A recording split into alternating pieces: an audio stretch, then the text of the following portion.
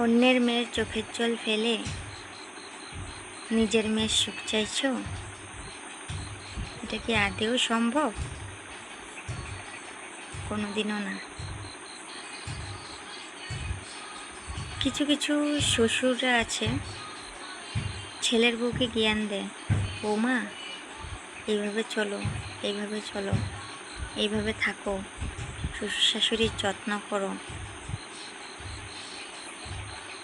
কিন্তু যখন নিজের মেয়ে যখন প্রবলেমে হয় তখন বলে তোর শ্বশুর অনেক চালাক, তোর শাশুড়ি অনেক চালাক।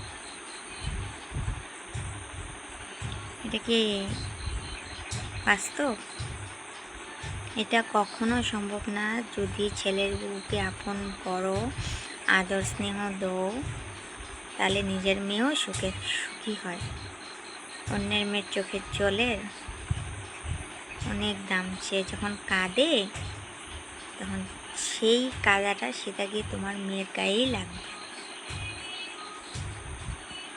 বুঝলে?